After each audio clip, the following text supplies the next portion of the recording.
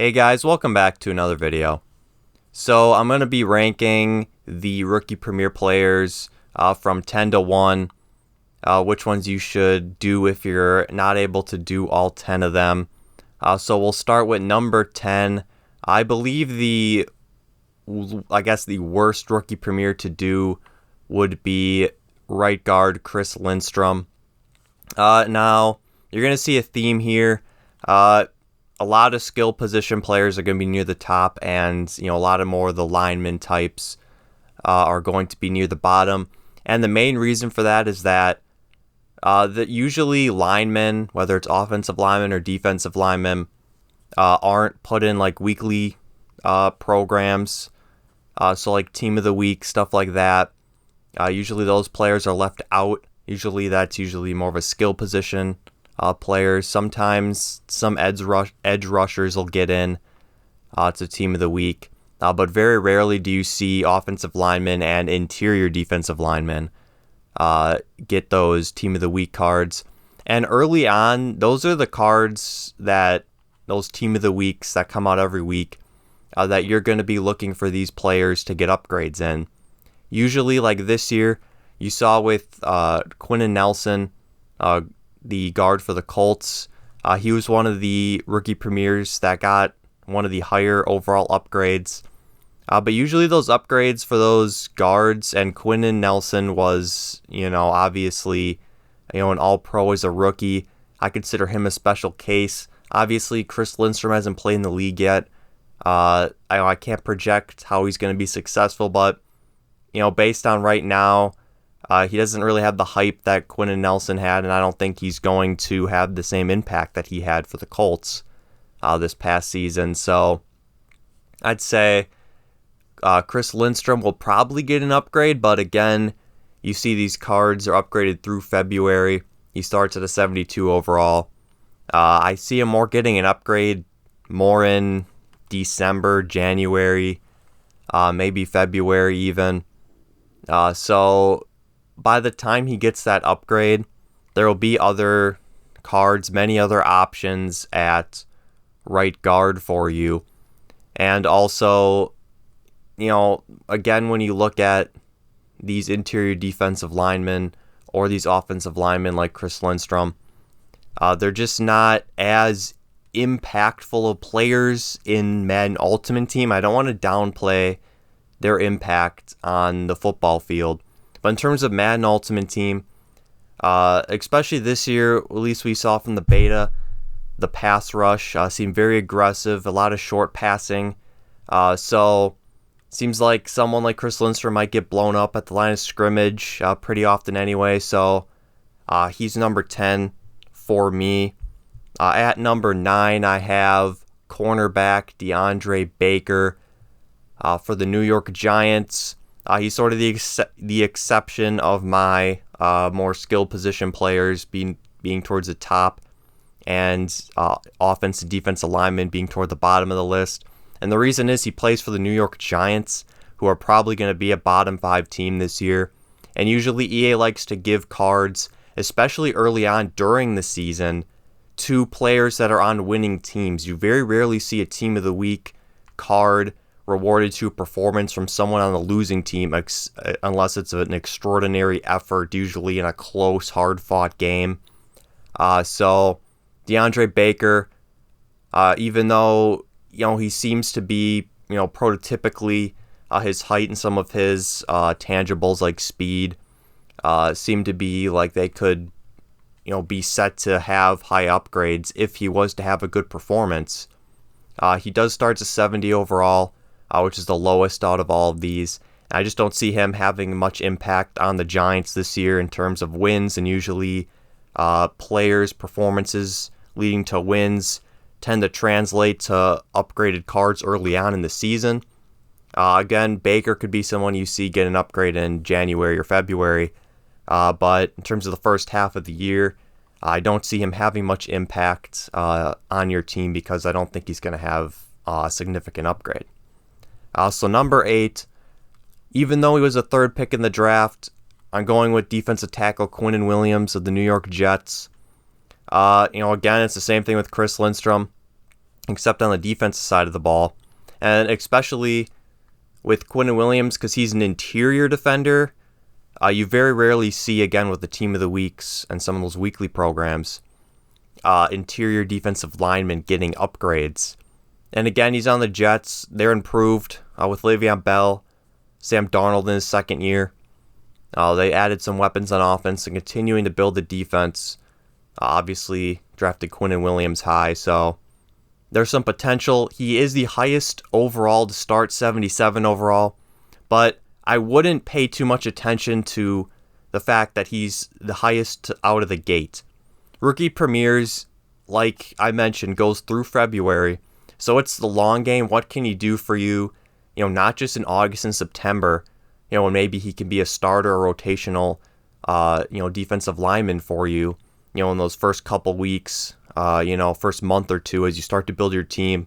But what can he be for you in October, November, December, as the season starts to progress and we get towards the playoffs?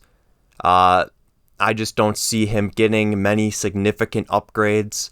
Again, I do see him at some point getting a significant upgrade, but again, I think that's more late December, January, February. So Quinnen Williams I have ranked 8th. Number 7, Nick Bosa. And really, the main reason Nick Bosa's one ahead of him is because he's an outside pass rusher at the right end spot. And sometimes you see those pass rushers get some of those Team of the Week cards more than interior defensive linemen. Now, again, it's not to say that interior defensive linemen can't get upgrades. It's just very difficult for them to do it. So Nick Bosa, I have ranked 7th. Again, 76 overall to start, one of the highest, I believe second highest next to Quinnen Williams. But again, I wouldn't just look for who's the highest out of the gate. This list is to project forward who can be the highest overall early on, as well as later in the year.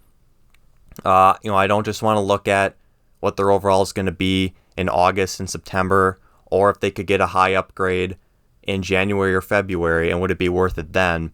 Really, it's that middle part, October through December, where I believe these cards are going to be the most impactful if they can get high upgrades in some of these weekly promos, these weekly programs, and some of the more seasonal promos like, Thanksgiving, the Blitz promo, Halloween, even Christmas promo. So sometimes we see the rookies with the Christmas promo. That's a good time for like Ghosts of Madden Future.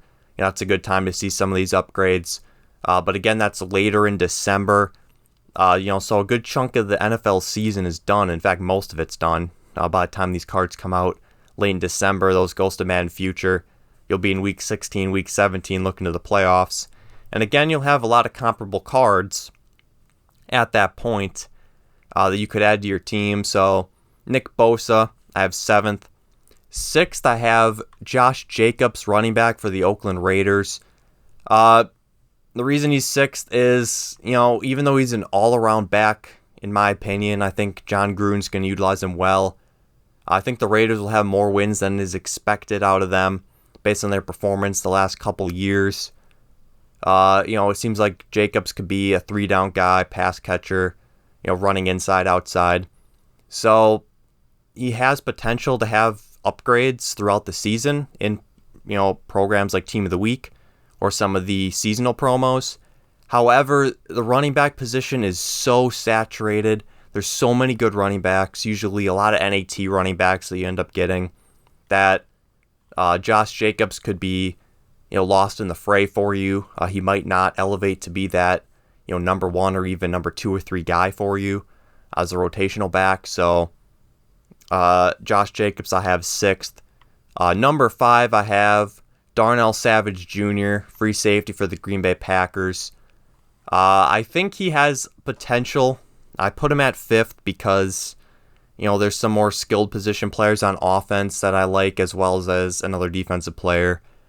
So for Darnell Savage, I think with his height, his athleticism, his measurables, he can be very impactful in Ultimate Team, and we'll see how the Packers utilize him on defense with Mike Pettin as the defensive coordinator and Matt LaFleur as the new head coach. But I think he has potential to get some significant upgrades throughout the season with some Team of the Week and maybe some seasonal promos. So Darnell Savage I have as number 5. Number 4, I have the number 1 overall pick in this year's draft, Kyler Murray, quarterback for the Arizona Cardinals. Now, again, the reason I have number 4, I think honestly, there's an argument that he should be lower just because there's so many quarterbacks in Ultimate Team that you can choose from, especially this year with the Superstar and X Factor abilities. But I think really what makes Kyler Murray number 4 for me is what his impact is going to be early on. And early on, I mean, more of that September, October, maybe a little into November because of his speed. We'll see what his X Factor and Superstar abilities are. We'll see if his height is a major factor. We saw the pass rush getting in a lot in the beta, so will there be a lot of batted passes, tip passes for Kyler Murray, batted down balls if that pass rush is still as ferocious as we saw in the beta. That's yet to be determined, but based on his speed, his ability to get out of the pocket and make some of those throws, he starts at 73 overall, but if the Cardinals, even though they're probably not going to win many games, the games they do win, it's probably going to be because of Kyler Murray's performance, so he might get a Team of the Week upgrade. So Kyler Murray, I have as number 4. Number 3, I have tight end TJ Hawkinson from the Detroit Lions. The Lions pass a lot. I know their history of tight ends in the first round isn't great. You look at Eric Ebron, Brandon Pettigrew of the past. They haven't worked out all that well in that offense, but you look at TJ Hawkinson with Matt Stafford. I think that he has potential to, get some of those Team of the Week upgrades. I think he can catch a lot of passes, be a red zone threat. He's a taller tight end. He doesn't have the speed of his former Iowa Hawkeye teammate Noah Fant. So he's more of a possession tight end. But I think he'll be a decent blocker as well. So I have him number 3. Again, will the Detroit Lions win many games? I don't know, but I think the ones they do, you'll see TJ Hawkinson being one of the top targets of Matthew Stafford as sort of that security blanket. So TJ Hawkinson I have as number 3. Number 2, I have wide receiver Marquise Brown of the Baltimore Ravens. Really why I have him number 2 is his speed. He's going to be one of the fastest receivers, if not players, in Ultimate Team at the start of the year, I would think. And if he's able to get upgrades, I think him being paired with Lamar Jackson, obviously there's issues with Lamar Jackson, his accuracy, a lot of critics getting on him with that. But I think Marquise Brown, can have some games when the Ravens win. Marquise Brown isn't probably going to be a guy that has, 8, 9, 10 catches a game.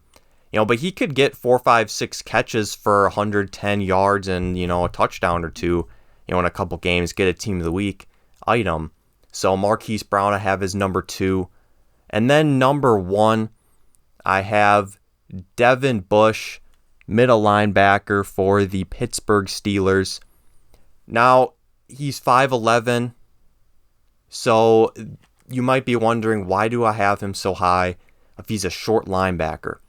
Well, the main reason is, as we've seen, with the beta and some of the stuff EA's come out with their Madden 20 news, you're not just going to be able to lurk with the 6'5" guy in the middle of the field at a middle linebacker and jump up and intercept or deflect a pass, 8, 10, 12 plus yards away from the intended receiver. You're going to have to be right on that receiver. So because of that, I don't think the 5'11" height's going to be a big factor because you're going to have to be right there to get the interception anyway. And have your user skills there to be ready. I think his speed is going to allow you to have a really good user. He starts out as a 73 overall, but I think the Steelers, despite losing Le'Veon Bell, despite losing Antonio Brown, are going to win a lot of games. I think Devin Bush is going to be a mainstay on the defense when they do. When he gets an upgrade, that speed is going to make him a very good user player for you, lurking the field. So he is number 1 for me. So that is my list I hope you guys enjoyed the video, and I will see you in the next one.